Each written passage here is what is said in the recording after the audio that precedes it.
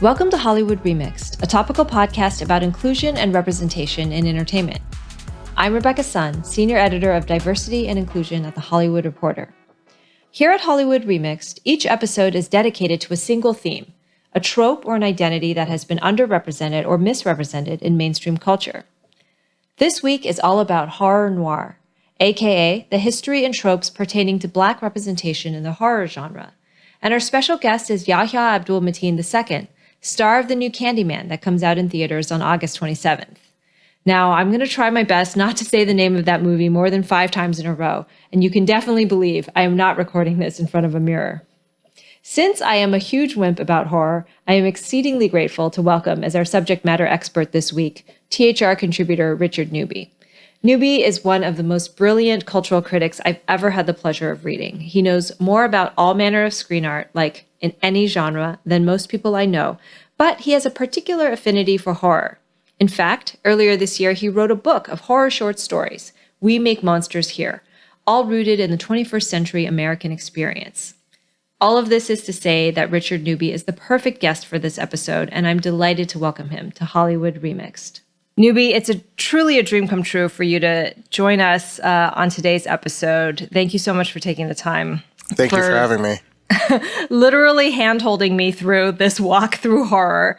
But it's important. And you know, if I'm going to take a deep dive into the horror genre, I can think of nothing more worthwhile than specifically looking at horror through the lens of the Black perspective. So as we try to kind of piece together a timeline of sorts of what are some of the highlights or lowlights, if as the case may be, of this genre, tell me a little bit about one of the earlier films that kind of belongs in this canon. So I think the earliest film that really strikes me as kind of navigating the Black experience in America through the horror genre is George R. Romero's Night of the Living Dead. I mean, it's an all-time classic horror film, one of the best of all time, in my opinion. And I think it's a really fascinating entry because Romero didn't intend it to be kind of this conversation of race in America. The lead actor, Dwayne Jones, who plays Ben, he was cast because, you know, it was a very low budget production. It was an independent production, and he was a local actor, and Romero thought he was the best guy for the job. But because he is a Black man, it very much influences what we see in that story. Specifically the fact that, you know, you have him in a house trapped with other white people. There's a white girl named Barbara. There's a younger white couple, Tom and Judy, and then there's a family, the Coopers. And Ben is the only Black guy in the house. And he also, you know, he has all the survival skills that they kind of need to hold out this wave of zombies. So he basically kind of writes the skill book on zombie survivalism. And it's really interesting to see the tensions that kind of brew in that house. I personally kind of see that house as being a microcosm of America, where you have Ben basically building up this house and fortifying it and putting all the work in. And then there's an older white man, Mr. Cooper, who wants to be in charge. He wants to be the leader, essentially take credit for all the work that Ben has done to build up this place and maintain their survival. And so it becomes this kind of battle of wills between the two. And I just think it's a really interesting movie, and it's one that, you know, Jordan Peele has cited often as being a inspiration to Get Out. But I also think that, you know, when you get to that ending, you know, I assume I can spoil it. It's pretty old. Yeah, we'll give everybody a spoiler warning right now. Night of the Living Dead came out in 1968. So if you want to go, I think that the statute of limitations is expired. But yeah, spoiler warning. If you do want to go into this movie fresh, skip over the next couple of minutes. So Ben is the only one in the house who survives, which, at the end seems pretty monumental. But at the very tail end, after he's the only one left, a group of, rednecks who are kind of dispatching the zombies, end up shooting him, mistaking him for a zombie, and they throw his body on this pyre that they've built. And the final words are another one for the fire.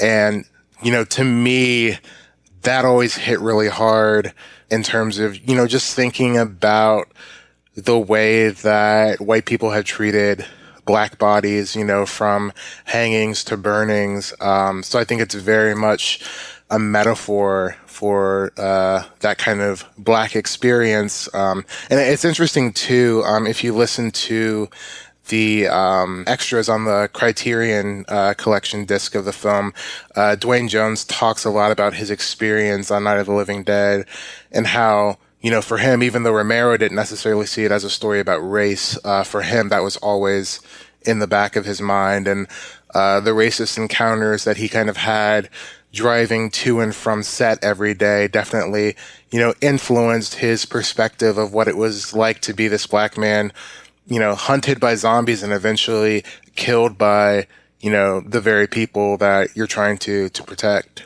You went into this film and the various sort of connections to both the time in which it was made as well as now, back in 2018 for THR. So that's a plug for Newby's great column, and that was to coincide with, I believe, the 50th anniversary of Night of the Living Dead. I think that, it's so interesting, this examination of intentionality with race, because in this case, Romero says he just sort of happened to cast Dwayne Jones. But the film really does basically add so much resonance, when you look at that, particularly with the ending.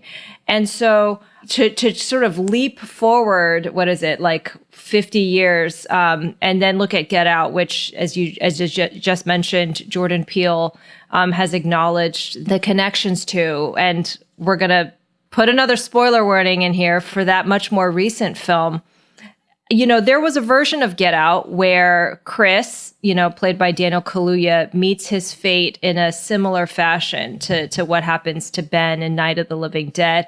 But in the ultimate, theatrical cut, Peele changed that ending. And I'm curious about, sort of what you make of why, whether or not that has to do with the, the sort of consciousness of the filmmaker, kind of knowing what that means and what that means to a particular audience and what audience it's for, as well as the sort of additional factor of the difference between the two films being the times in which they came out. Again, let's set the scene. Night of the Living Dead, 1968. This is, I think one would say during the heat of the civil rights movement.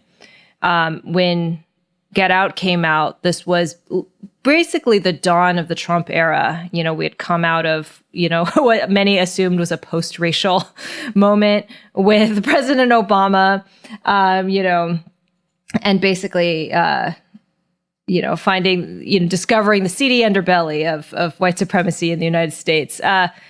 That was a lot of questions, but what do you make of Get Out's ending in light of all of this context?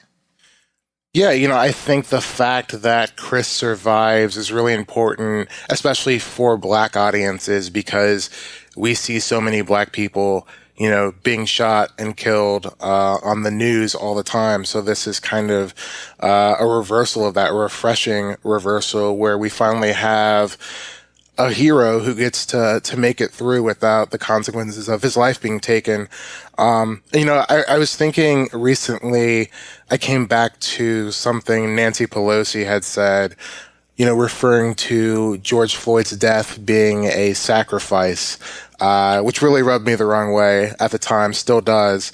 But I think there's something to this idea that so many white Americans make unwilling and unwitting martyrs out of Black people. And so I think the fact that Chris doesn't have to become a martyr for his story to be important is really key. I think the fact that you can confront racism and survive it. I think, that's such a powerful moment for Black audiences. And I think that's one of the reasons for the success of the film is that, it doesn't leave audiences in a down place. To use the metaphor of the film, it kind of lifts them out of the sunken place where, Black people have, been forcibly situated in, and, allows them to rise above it.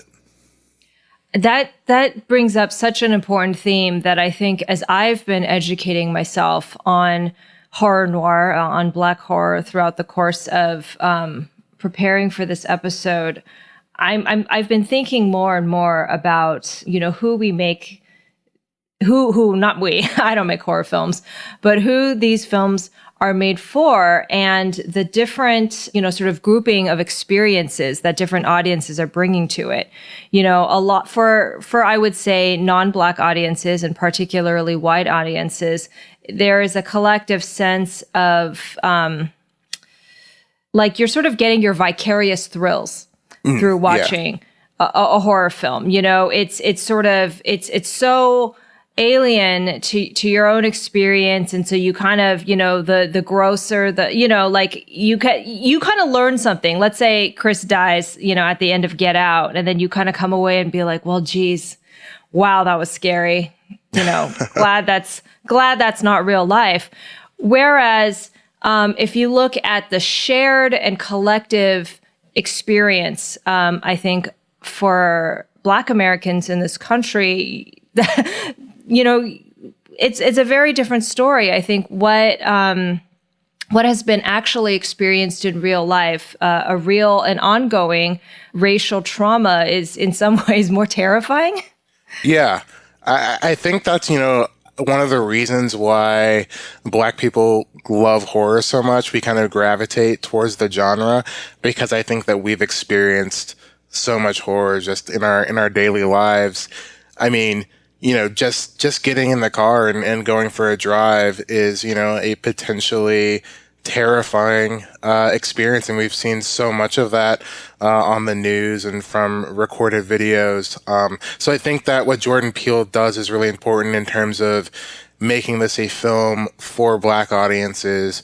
Whereas I think that some other films that have kind of come after it and kind of, I think, taken advantage of his name and the success of Get Out have been about torturing Black people for the pleasure or validation of white people so that they can see, oh, well, we know that this is inherently racist, right? We see Black people in chains and getting whipped, and we know that that's racist, so we know at least we're not like that. And I think it simplifies racism because racism, of course, as we know, is so much bigger than that. It's lasted so much longer than slavery. And I think to just suggest that racism, as Antebellum, the film Antebellum did, to just suggest that, it's just people in chains and Black women getting raped and beaten, that's the extent of racism, but it's so much more than that. It is the microaggressions that we see so much of in Get Out. And the other interesting thing is that I think that when you look at the family and the people that come to the auction at Get Out, I don't think any of those people would think of themselves as racist. And I think that is what's really illuminating. Whereas some of these other projects that focus on the torture of Black people, it's very clear that this is an inherent racism. And so it allows white people to kind of separate themselves from that without also looking inwards and realizing their own, racial issues that happen every day, without them, having whips and chains and such. That's such a good point. And I think you're right. And you said something when we were kind of chatting through this episode last week about the fact that, with Get Out and with filmmakers like Jordan Peele, the message of the film isn't just racism bad, slavery bad. He's making a very precise point about the commodification, the envy and the desire to control Black bodies, often veiled in sort of this I don't know. Again, I don't know if the word is passive aggressive, but certainly the word is microaggressive. This sort of, like, do you work out? I would have voted for Obama 3 times. You Yeah. must be an athlete. It's like, what is that bad? I'm just complimenting you. Right. But the reduction to objectification and commodification, again, is what separates. I mean, that's, I would imagine, for, the viewer that Peele is making this film for, that's what strikes this tone of creepiness and dread, more so than the more overt, like, now I'm tied up in the basement and there's a guy with a chainsaw coming after me. Yeah, exactly. Yeah, it's this idea of, white people being jealous of Black bodies and at the same time trying to invalidate them, that I think Peele handles in a really interesting way, that I think is something that we hadn't seen before in Black horror. So, the fact that, despite the fact that Black horror has existed, for decades and preceded Peele, I think that what Peele does is really home in on the fact that there is a kind of cultural appropriation or desire for cultural appropriation that is very much tied to racism and American history that I don't think is always addressed, particularly in terms of when Black people appear in horror. Absolutely. And one thing, I want to highlight one more thing you said about Get Out before moving to a different theme, but, the complicity of other participants. There was, you mentioned this when we spoke last week, and I read a lot of fascinating analyses of, the presence of the Asian man during the auction, participating in this systemic ritual, and therefore, perpetuating it through, and sort of, despite being the only non-white person at the auction, benefiting from that sort of perceived proximity to whiteness. So, again, every choice in that film is so deliberate. The other thing that I wanted to highlight based on what you said is, again, the real horror of Get Out, similar to when I not watched Night of the Living Dead, but read your essay about Night of the Living Dead, to see the parallels between, the threat that the ultimate final threat that I guess you could safely say faces both Ben and Chris, with different outcomes, it's almost like fourth wall breaking. It felt like, because with both films, whether, you were sort of, Ben was fending off zombies or Chris was fending off this crazy, white family that was trying to hijack his soul. At the end, the encounter with this outside real world and this idea that you could be killed at any moment, either by the official law enforcement or by sort of these, like, self-described vigilantes, who are out hunting monsters. It breaks the fourth wall. And to me, and I think that's sort of the remarkable alchemy of Get Out, is by that point, you're so fully, ironically, you've been seeing the world through, you've been in Chris's body, right? Yeah. Taking this ride. And I don't think there's the single audience member who doesn't get the most scared when those lights pull up on him. And it kind of makes it really undeniable that this is a horror that cannot be escaped. Yeah. I mean, I remember seeing that in theaters, and my palms were just sweating at that moment when you saw those lights, because, just from experience, you think that how that story is going to go and how it's going to end. And so, he's been through all of this, and then the reality of our world comes crashing in again. Yeah. And I think for those of us who do not have, a track record of potentially being killed during traffic stops and that sort of thing, it allows us to kind of experience, right, that real threat. And again, now this pivots to where I wanted to go with this, which is, Jordan Peele's decision not to traumatize his intended audience, right, through the story, raises what I want to talk about. And you've already alluded to it when you brought up Antebellum, which was the film that came out, I think it was last year, this idea of trauma porn and what the difference is. Because there was another series that is considered Black horror that came out earlier this year, Them, which was on Amazon. And again, something I will never watch for many reasons. That's my disclaimer there. But I did read a number of really excellent and smart commentaries about the film. One of which is by our own very own cultural critic Lovia Gyarke, about who does this service, and I think that that's really important as we're trying to really look at not just Black horror specifically, but with any genres, particularly in this moment where I think studios are now hip to this idea that, putting people of color on screen is good PR. You can kind of virtue signal that way, but how you're deploying them, what are the questions that people should be asking, when they sort of approach a piece of work? Well, the thing is, I think that horror at its best should push boundaries and, sometimes be uncomfortable. But at the same time, you don't want horror that feels like it's punching down and adding more trauma to people who have already had traumatic experiences. The thing that I haven't watched them, but I did read the pieces, and I did see Antebellum. But the thing that struck me about those films, for me, is that they lack empathy.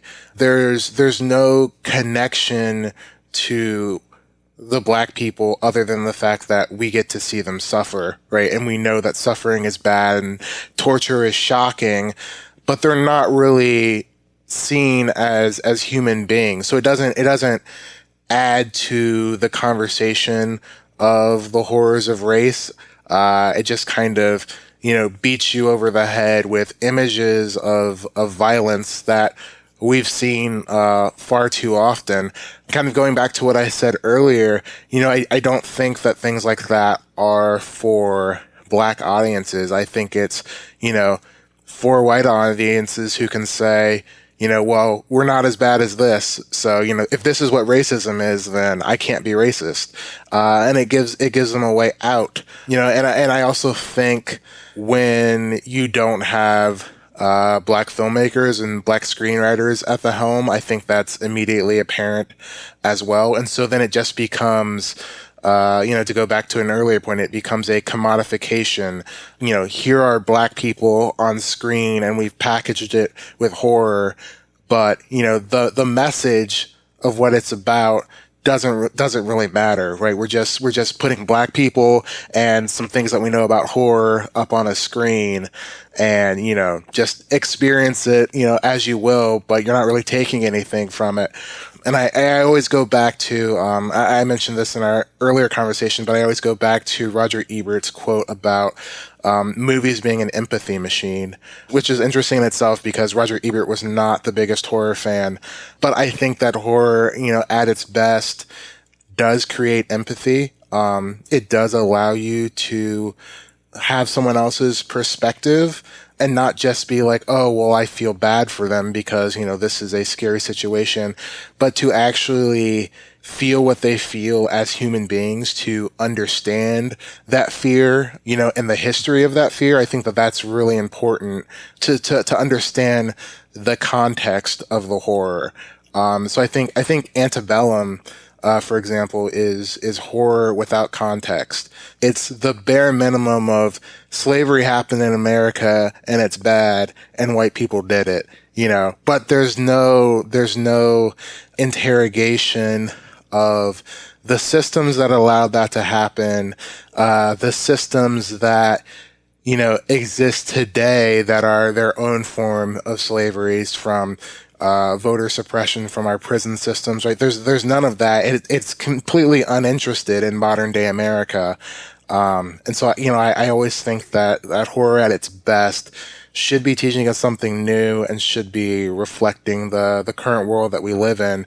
Ultimately, to scare us, but also hopefully make us better as a society. It's interesting that both of those two projects that we just talked about, Antebellum and Them, are period pieces, and I think you're right. It kind of Them is set, I think maybe like just in the past century, 20th century, during I think White Flight to the Suburbs, and it kind of allows audience members, as well as perhaps sort of the honchos at the very top who a bit of distance where they can sort of absolve themselves and say, wow, can you believe things were that bad, not even that long ago. You made an interesting point, again, in our conversation last week that I do think bears mentioning, since we are talking about authorship, is acknowledging that, at least in the case of Them, the creator is Black. Little Marvin is produced by Lena Waithe. And again, acknowledgement that neither you nor I have seen Them, but I think you made a really interesting point about why sometimes there you will see, a creative of color, or specifically a Black creator who kind of goes there and makes something like, what we saw there. Again, I'm not asking you to get into Little Marvin's head, no pun intended, but speaking more generally of, why is it that sometimes you do see something that a majority of the audience that shares that background is like, this is kind of messed up, but this is coming from somebody in the family. What's up with that? Yeah, I think, sometimes when Black creators make those choices, it comes from a desire to fit into white spaces. And I mean, we all know that Hollywood is a particularly difficult climate for people of color to rise to the top in. And so I think that, sometimes in cases like, Them, I think that what we're seeing is a desire to fit in and give white producers and white audiences what they want at the sacrifice of what Black audiences want. In some ways it seems like a betrayal of self. I do think that there is this desire to put Black people in things and in cinematic situations that are geared towards white metrics of success. That's such a good point. I'm going to invoke another thing that I keep talking about, this conversation we had last week, and people might be like, why didn't you just air that? I was like, well, guys, because it was 75 minutes. It was 75 minutes of a rich, educational, private conversation with Richard Newby. And if you want to hear more of his wit and brilliance, you should just become his friend. But but what you said, I remember when you told me about the Ebert quote, is you made a distinction between empathy and sympathy, which I think is really enlightening in light of, again, this tendency where if you see sort of Black people in horror not deployed, ideally, they're on screen, but they are sort of objectified in some way, or in some way where you might feel sorry for them, but you don't empathize with them. I'm wondering if that difference is related to one of the most common tropes when we think of horror in general, which has been lampshaded in sort of postmodern horror films. The Black guy dies first. Why do you think that's come to be? Why is that a trope? Well, I think in some cases it's because the Black character seems disposable. And, from my research of looking through so many films of horror history, and that's become such a slasher movie trope. There are many times where the Black guy doesn't die first, but he makes so little an impression that it just kind of feels like he does. Like he's not a character, he's the Black guy. And so, and I think, also to kind of go back to the commentary of Get Out, it's that, if Black people are, supposedly, so strong and so capable, then killing them off, having a killer kill them off first means, oh, this bad guy is really tough, but also any white people that survive them, they are in some ways superior. And so we see that so many times with the white final girl, it's well, if this killer, could kill a black guy and the white final girl survives, then, here's a tip of the hat to whiteness. And, that's the very thing, interesting enough, because Night of the Living Dead did not go that route. Even though we're introduced to Barbara first, and we expect her to be the survivor, in the end, and rather it's Ben before the mob comes. It's set, I think, what should have been a precedent, but it didn't happen. And so then, black people just kind of became these disposable bodies, a token figure, I think. And I think that that's still something that, we are trying to work out in Hollywood, and I don't always think that it's an intentional act of racism, but I think that it's, embedded in the racism of our culture. I want to point to a recent film, without getting into spoilers, A Quiet Place Part 2, which I think is a great film, but I also think, going back to the conversations about black people being killed first and being killed for really no reason. I think that's kind of an interesting example. And I think that we're at an interesting place where filmmakers do want to be more inclusive in their casting. And so they cast very talented black actors to deliver, a monologue that really adds to the gravitas of the film. And then when they killed off, it kind of adds this, oh shit moment, they killed off the big actor. But at the same time, because they're black, you can't fully separate that from the history of black people being treated as disposable characters.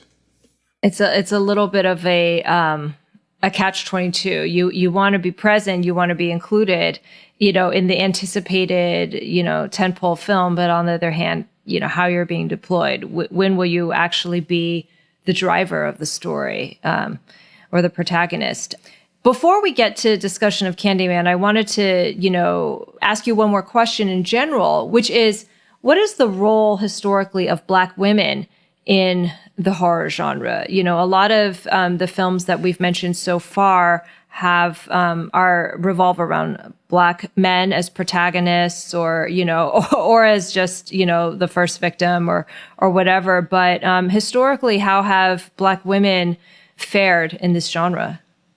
Yeah, black women have not fared well at all. If they're even a presence, a lot of time they just end up being support for the white character. And in Horror Noire, the documentary, Rochelle True brings this up several times, and kind of talks about her experience in several films, and just kind of being the black support.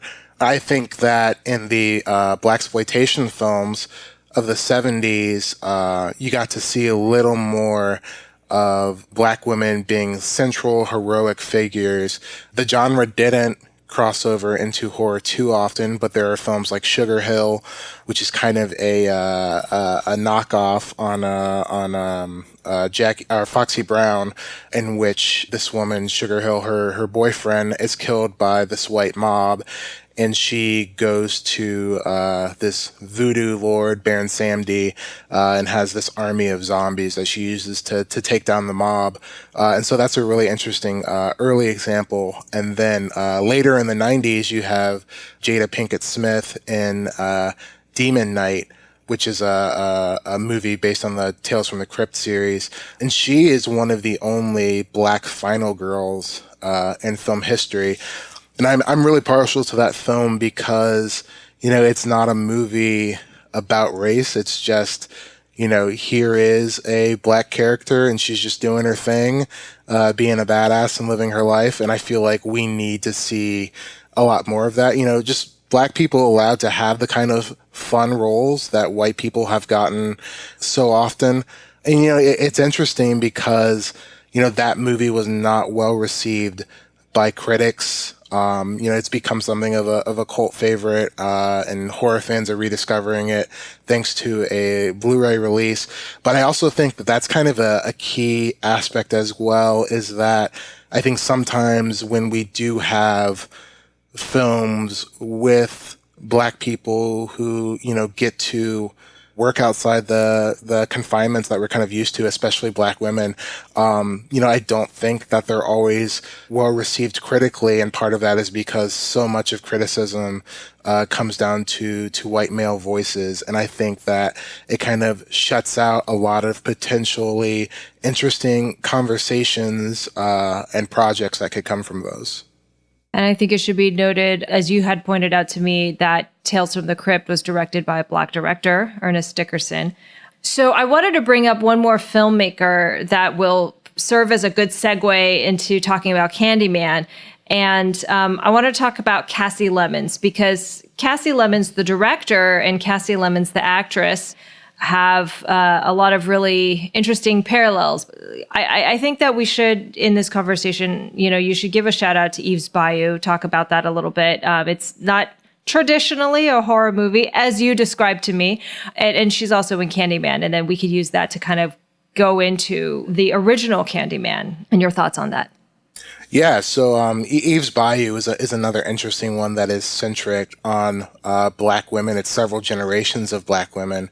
And like you said, it's not strictly horror. It's more horror adjacent. There's some supernatural aspects mixed within drama.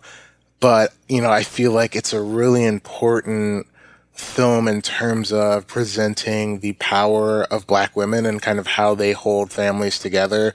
It's very much in the spirit of Toni Morrison, I think, who, also, not really thought of as a horror writer, but I think that she's very much horror adjacent. And so Kasi Lemmons has done some really interesting things too. She also did the Caveman's Valentine, which is another horror adjacent project with Samuel L. Jackson.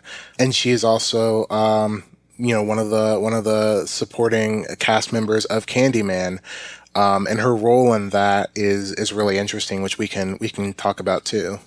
Yeah, let's talk about Candyman, since we've gathered today to commemorate the upcoming release of the new Candyman, the revival. Candyman, tell me a little bit about, well, just your personal relationship to the original film, but also where you think it sort of sits in the hearts of Black horror fans. Yeah, so, for me, I grew up knowing about Candyman long before I ever saw the movie. It was kind of a, Black kids urban legend. When I was in elementary school, all of the Black kids would go into the bathroom and say Candyman 5 times into the mirror. So, we kind of felt this ownership over the character because he was Black. I think that is really interesting when it comes to the movie, because in the movie, most of Candyman's victims are Black people who are living in the Cabrini Green. And so, Bernard Rose's Which is a housing film, project, right? Yeah. Bernard Rose's film, which is based on Clive Barker's short story, The Forbidden, it relocates that story from England to America. And, in the short story, Candyman is not Black at all. He's just kind of like a supernatural, blue-lipped ghoul. But, centering it in America and putting it in Chicago, it automatically becomes about race. And so I recently tackled this in the latest issue of Fangoria magazine, and I kind of questioned, whose nightmare is Candyman? Is it something to, terrify Black people or to, terrify white people? And so I think the fact that most of the victims in the movie are Black, I think it, from my own perspective, I think in some ways it can be looked at as a metaphor for the fatalism of living in the projects, this feeling that you are trapped and can't get out. As some of the characters say in the film, you're better off dead than encountering Candyman. So I think it's kind of this idea that, you might be better off dead. You have no prospects, outside of the Cabrini Green. On the other hand, when you look at Helen Lyle's, Virginia Madsen's character in the film, she is a tourist in Black spaces. She is an academic who's studying urban legends, and she goes to the Cabrini Green to work on a dissertation about Candyman. And I think that her role is particularly interesting because she is essentially trying to commodify Black stories into academia geared towards white people. And, I think that there is a really interesting element in the film, just to kind of get into this idea of Black spaces and white spaces, in which Helen finds out that the apartment that she lives in was part of the same building project that built the Cabrini Green. The only difference is the price, the coating of white paint, and the plaster. And so I think that, for white people, the nightmare of Candyman kind of becomes this idea that there's not so much of a gap between us. And I feel like that's a theme that the film really drives home, particularly, in the end with Helen becoming her own kind of urban legend. So I think, the use of the mirror in that film to say Candyman, I think it's more than just kind of a riff on Bloody Mary. It's also a reflection on our society for both, Black people and white people to kind of think about what this urban legend means and kind of how it impacts or speaks to narratives that we tell about ourselves and narratives that we, tell about people who we think are on the other side. I think it'll be interesting to see with this new Candyman how the treatment of those, the answer to those questions and the treatment of these themes differs now that the film is in the hands of a Black woman, Nia DaCosta, directing it, and sort of, as well as I think, this generation of filmmakers and a growing awareness that not every audience member is white, which I think, was sort of the assumption for most of Hollywood. What are you kind of looking forward to seeing with this new treatment of Candyman? I'm really excited for this new version. One of the things that has really, stuck out to me, and I've rewatched it several times, is the Shadow Puppet trailer that was released last year, where you see, different Black people over centuries being killed in brutal ways and becoming kind of the new interpretation of Candyman. And the line in the recent trailer that's really stuck out to me, Coleman Domingo's character says, Candyman isn't a he, it's the whole damn hive. And so I like this idea that essentially says, Candyman could be any of us. We could all be seen as monsters. We could all be made into martyrs.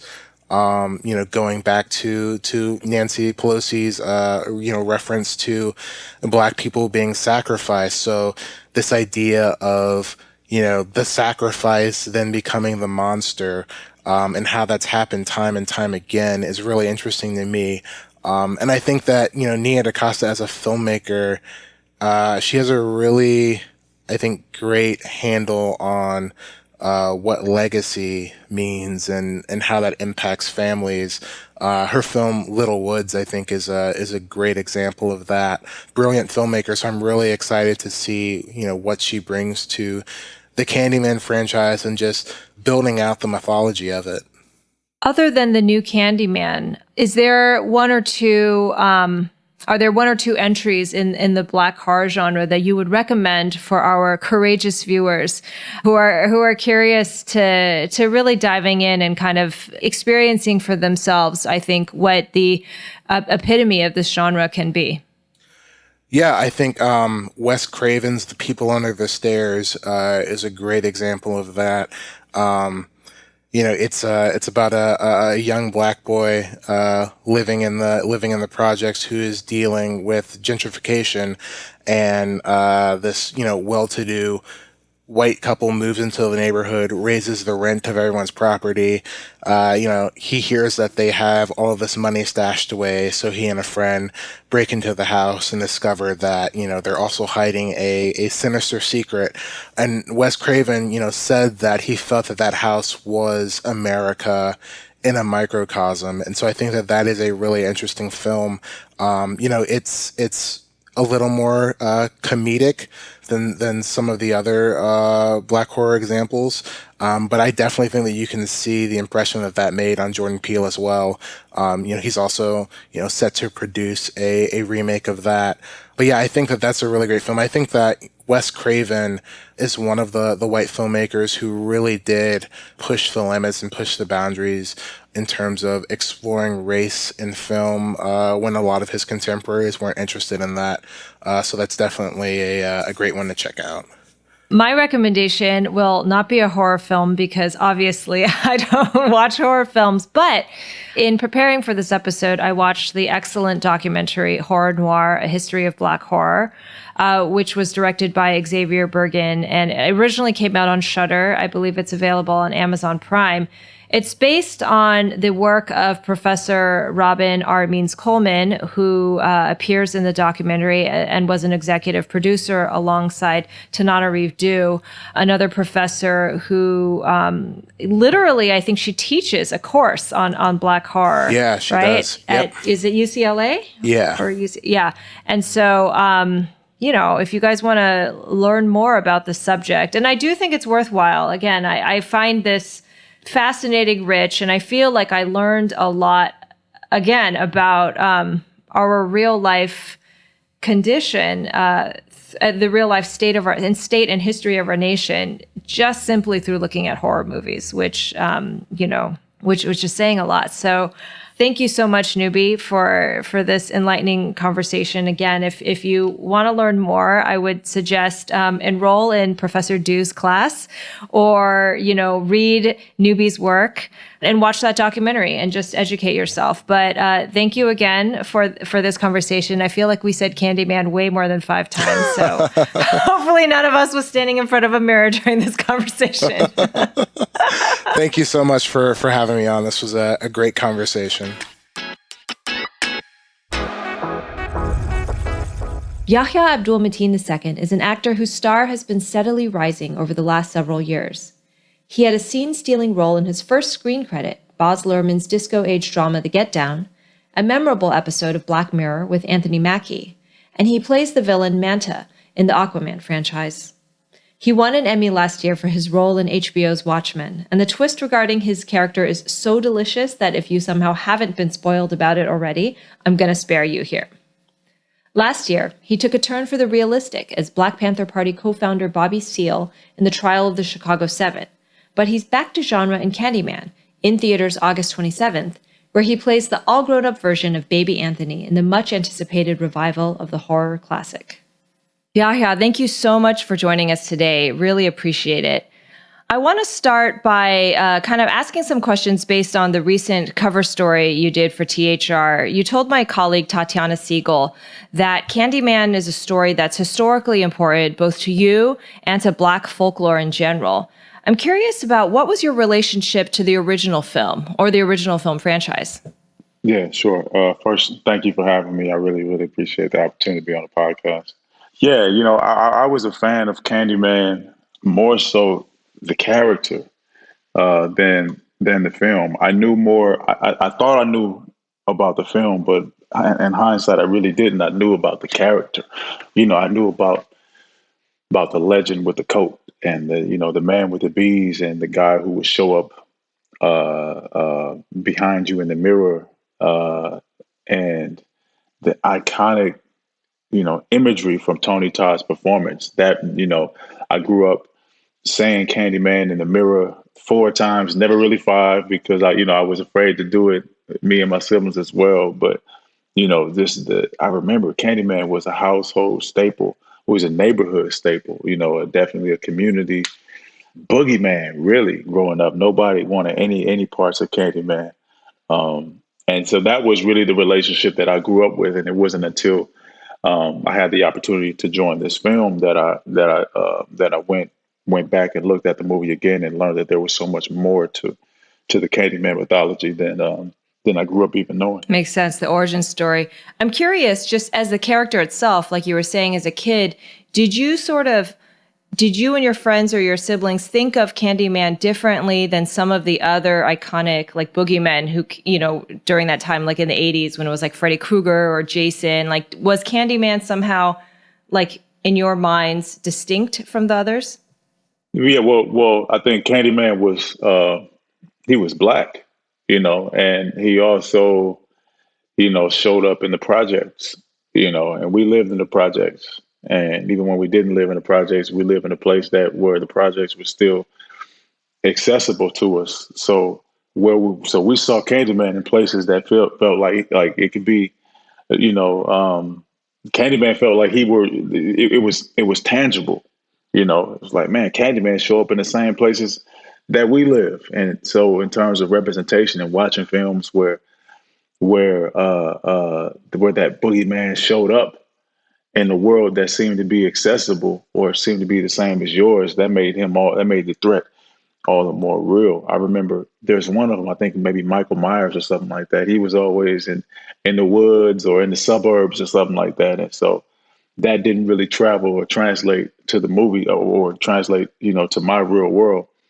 But Candyman, all you had to do was go into a bathroom and cut off the lights.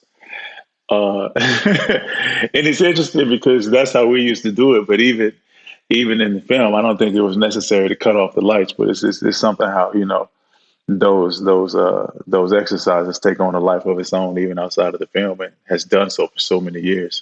Even kids have like the proper imagination for like theatrics and like setting the scene, setting the mood properly for something creepy like that. Yeah, for sure. And I'm just curious, sure. You were 6 when the movie came out. So would it be accurate to say that you probably learned about Candyman, like, just through just the way it kind of spreads through friends and stuff before you actually saw the movie? Do you remember when you actually watched the film? Yeah, I remember I did watch the film at some point because when I did go back and watch it, I remembered I started to see things like, oh, I remember this, I remember this, I remember those moments.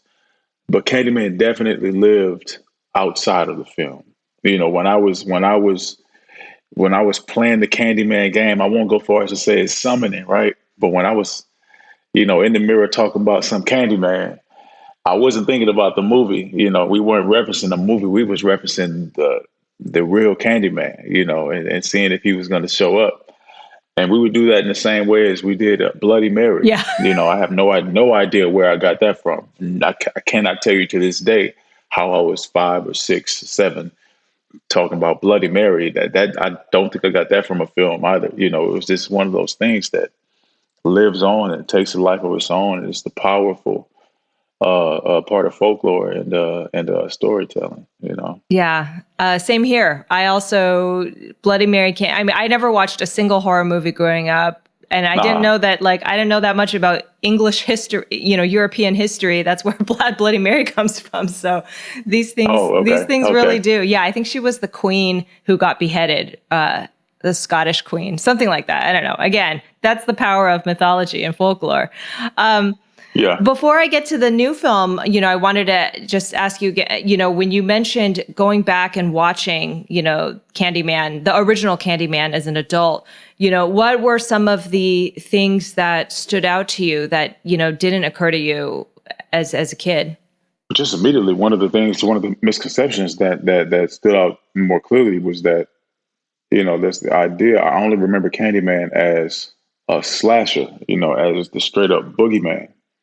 And going back to watch it as an adult, there's so many different themes in this film. There's the themes of gentrification. There's the theme of experiencing the Black experience from a voyeuristic perspective. Helen comes in as an outsider, and she's sort of intruding and taking pictures, and like looking at that experience as sort of not less anthropological research, but some could make that argument. But also that Candyman he wasn't just a ghost and an evil ghost by choice. Candyman was birthed out of an act of white violence. He was lynched, for his decision to love to love the person that he was in love with. So he was discriminated against. He was targeted. He was murdered. He was murdered in a very violent, horrific, overly aggressive way that was made to make a point. You know, and that action turned him into a monster. You know, and so when we sat down to discuss our film, and when I read the script, I saw, you know, that this was an opportunity to shed light on that history of Candyman and the horrors of how Candyman came to be, but then also to draw the parallels to, you know, the way that young black men in contemporary times, well, all throughout history actually, have been, you know, turned into monsters, so to speak, at the hands of white violence. And so this was an opportunity to, you know, to tell that story, you know, the horrors of that experience as well. Yeah, absolutely. I mean, I think that that's a huge theme that I'm curious, you know, one of the major differences with this new Candyman is this is going to be the first Candyman film that was has a black director and had black writers, you know, on it. And how do you think that the background of the storytellers has impacted the story, or the choice of what story to tell or how to tell it? Yeah, well, I think, you know, our Candyman gives us the opportunity by going in and having black creatives at the top, at the helm of it. You know, one is, I think, is so important because we're telling the story, specifically when we talk about Anthony, when we talk about Daniel Robital, and, you know, the Candyman. We are telling the story about a traumatic experience, about black trauma, black American trauma.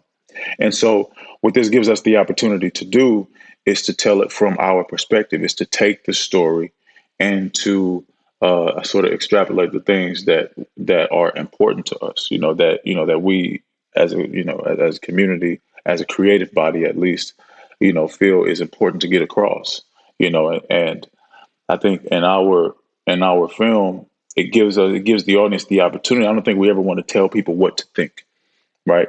We're still going to give you all of the horror elements that you know and love from the first film, but by having black creatives at the top, in the form of the writer, in the form of the director, it allows us to tell a story where the viewer has the option or has the inclination, right, to view Candyman with an empathetic perspective. We can tell the entire history of Candyman, and still allow that to be as horrifying as it is when you only look at him, or when you only remember him as a villain. Mm-hmm. I think one of the aspects that fans of the whole Candyman franchise are going to really look forward to is that you do, like as you said, you will be sort of taking a fuller look at the original Candyman, but you're also bringing the story forward to literally the new generation, the next generation, and that's embodied, in your character, as well as just in how Cabrini Green has changed. You mentioned this earlier. Cabrini Green looks different than the way the neighborhood, the development was in the first movie. Why do you think the writers chose to set it? This is a gentrified area now. Baby Anthony's. Well, let's start with that first, the gentrification aspect of it, and what do you think that the storytellers were trying to tell about that experience and that reality, through the film? Well, the act of gentrification, right, is also an act of, I don't want to be hyperbolic, but it's a systemic violence. Mm-hmm.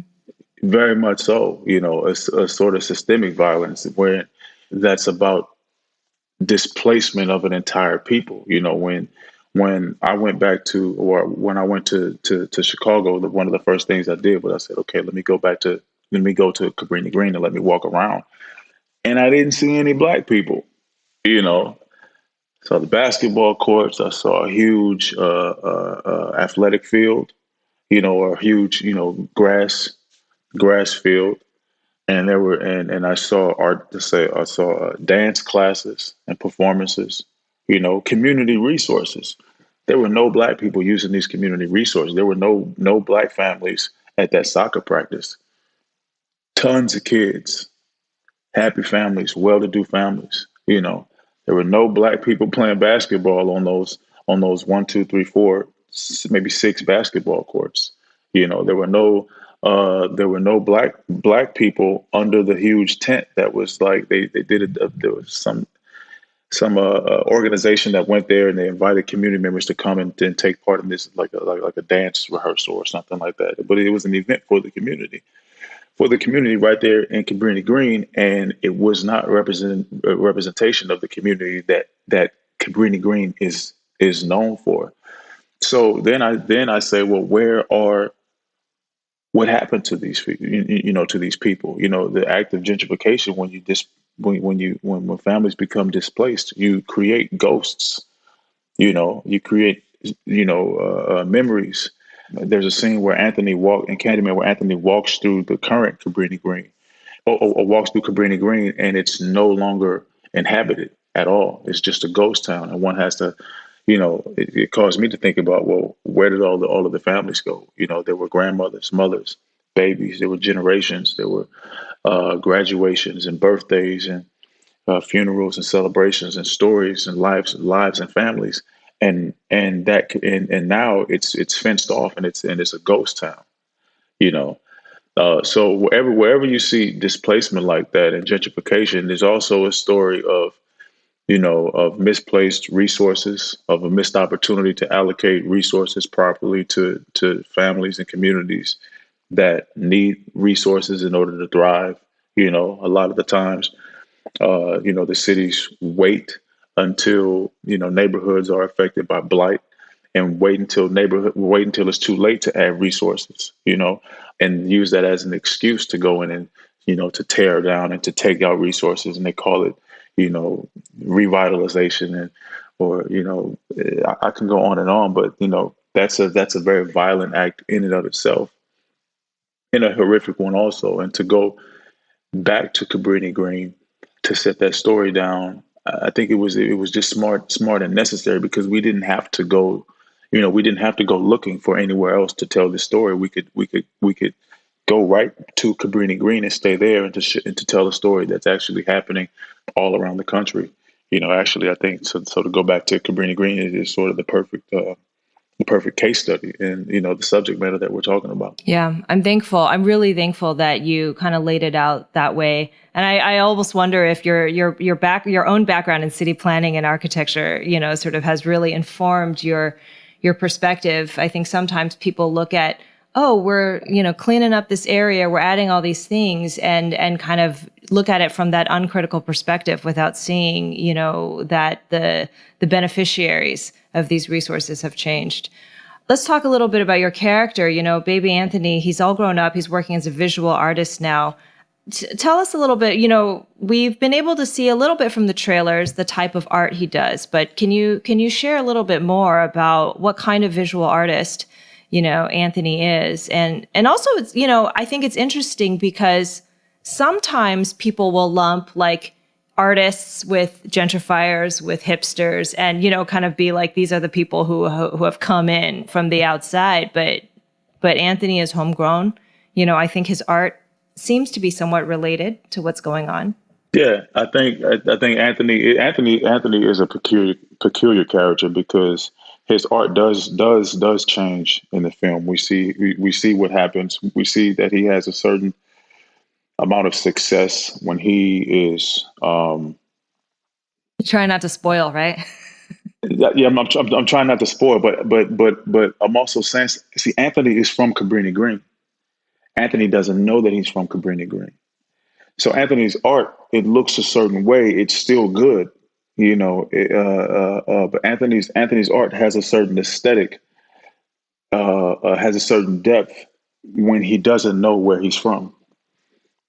And the closer Anthony gets back to where he's actually from, then his art comes alive in a certain way. And he's painting with more vigor, and he's putting his body and his sweat into the work. And the work is at a much larger scale, and he's using a different medium.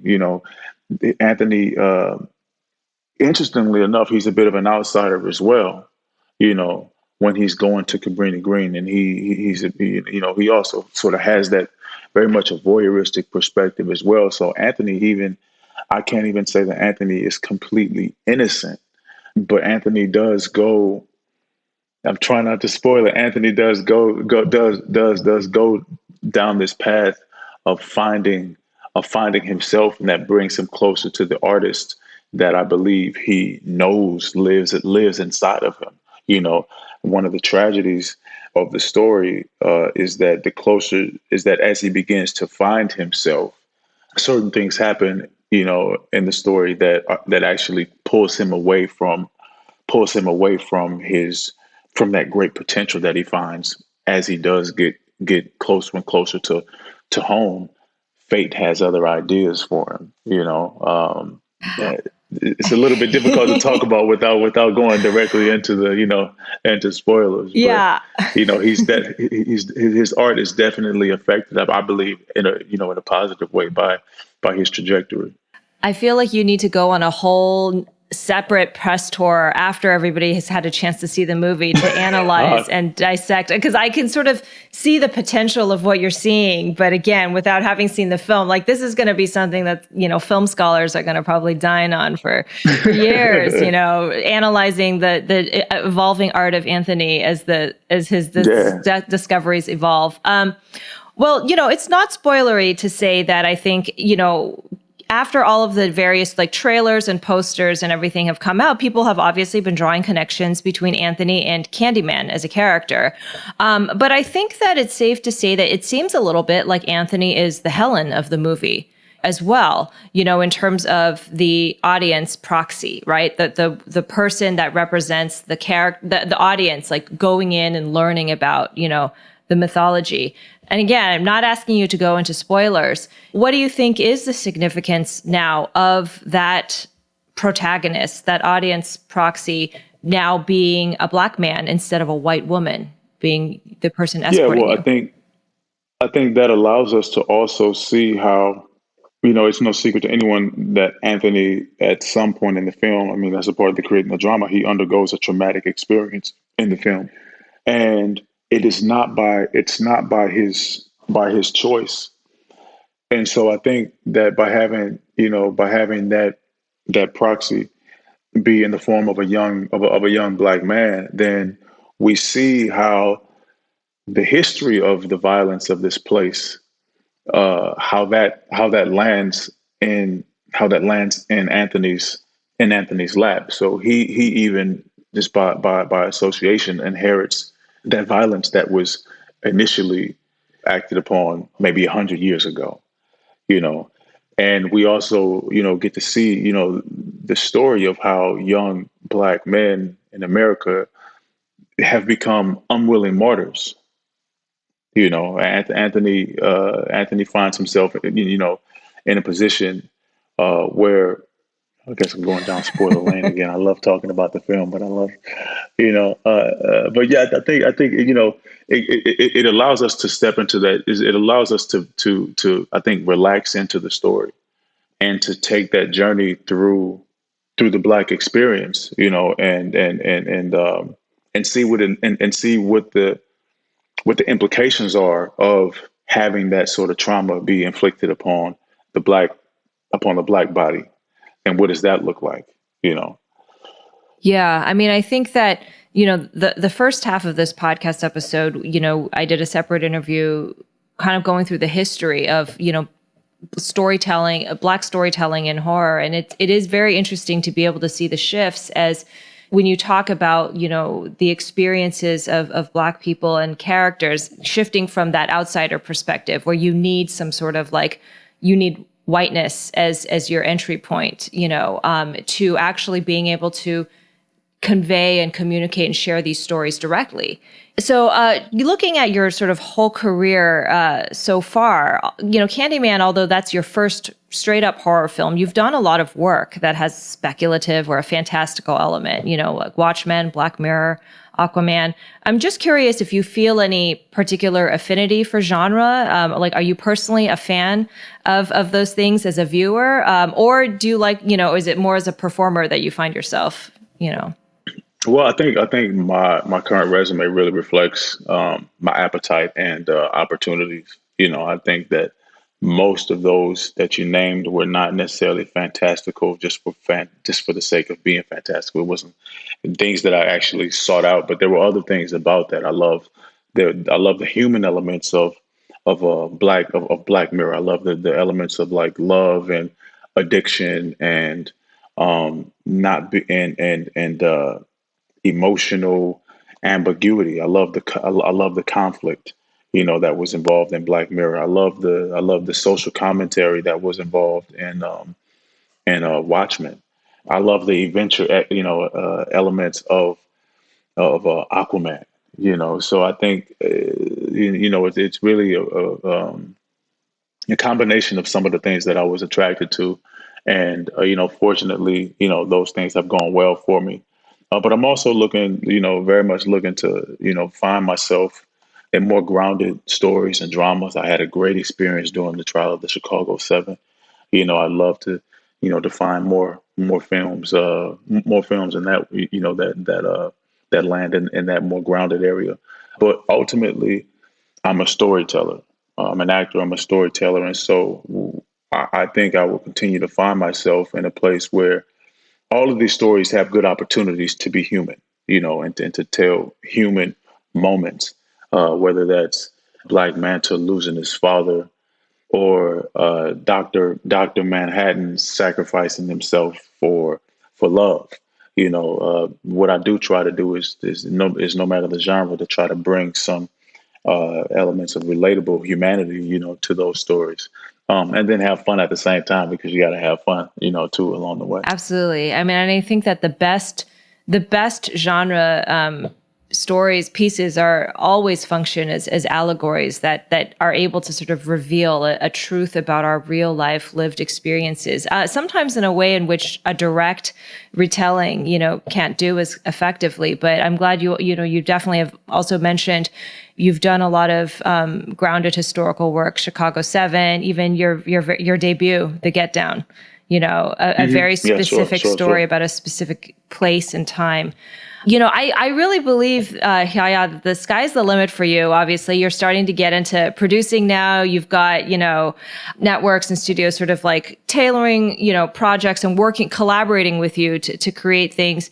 I'm just curious about, are there any specific types of stories or themes that you'd like to explore in your work next? What's interesting to you right now? I've been saying it recently. I have to find my love story. I think that for as much as we got out in the world right now, I think that I would love to bring back like good love stories, good relationship stories. I think there's an opportunity to tell stories about people trying to connect, really just trying to see and understand each other without all of the stuff in between. So that's one of the things that I want to do, but then also continue to create, stories that give, representation to the Black experience, to the underrepresented experience. There's a huge, demographic out there that are writing stories and telling stories, but don't know how to have access to this land that we have access to. And I think, as much as I can inspire and open doors and create pathways for those stories to be told, and I think that that'll make the landscape of the next storytellers, or the stories that come out of that, a lot more richer.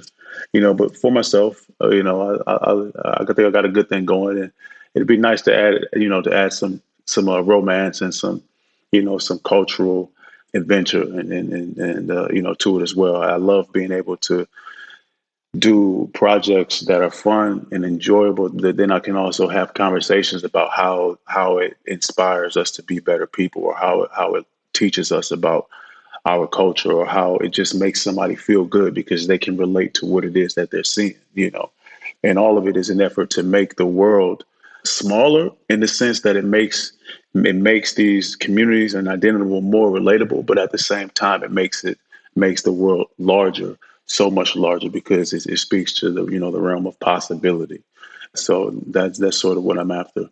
in this next phase. That's a great way of putting it. I feel like I know exactly what you mean, making the world smaller and larger at the same time. I've never thought about it that way, but that's a good way of putting it.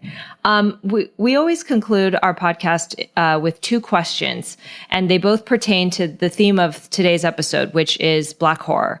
The first question is called Hollywood Remixed, which is there a quote unquote Black horror film or TV show, or just, Black character in a horror film or something that you would sort of order a do-over for, and how would you redo it? Some things should not be touched. JD's Revenge. It's like a 70s blaxploitation horror with Glenn Turman. It was phenomenal. It was like, I've been telling everybody about this. Like, it was this crazy story. This pimp in New Orleans who died. He was murdered, and he came back and possessed the body of this young Black graduate student, this Black doctor, and in order to get his revenge. And so it wasn't comical. It was designed as a horror story, but the character Glenn Turman plays, he went back and forth between this pimp and this straight-laced graduate student who was preparing for his exams.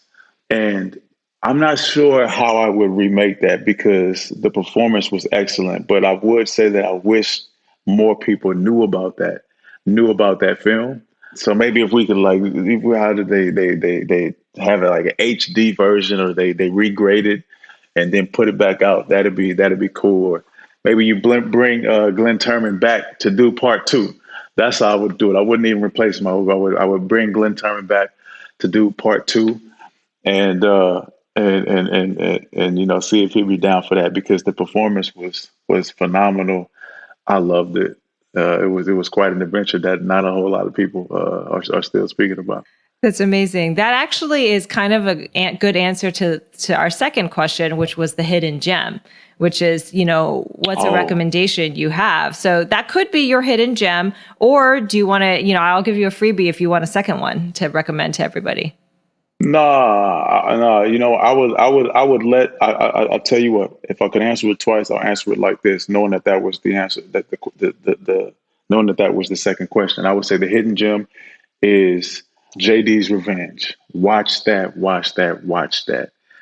And then my answer to the first one is that it's funny because, yes, I'm very much a part of a remake right now, but I want to see a new story. I want to see something new. There's a lot of young writers and storytellers out there with a fresh perspective, and I'd be looking forward to seeing something new.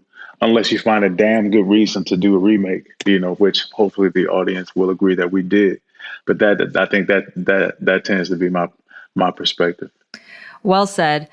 Yahya, thank you so much for your time today. Really appreciated it. I appreciate you. Yeah, thanks very much, Rebecca. Thanks again to Yahya Abdul-Mateen II and Richard Newby for joining us today. You can read Newby's work on thr.com, as well as other outlets, including Fangoria, Inverse, and the New York Times, and order his book, We Make Monsters Here, on Amazon. Yahya stars in Candyman, in theaters August 27th, and will be seen in The Matrix 4 later this year.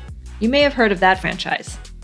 Stay tuned next week when Shang-Chi and the Legend of the Ten Rings star Simu Liu joins us to deconstruct Asian masculinity and the martial artist trope.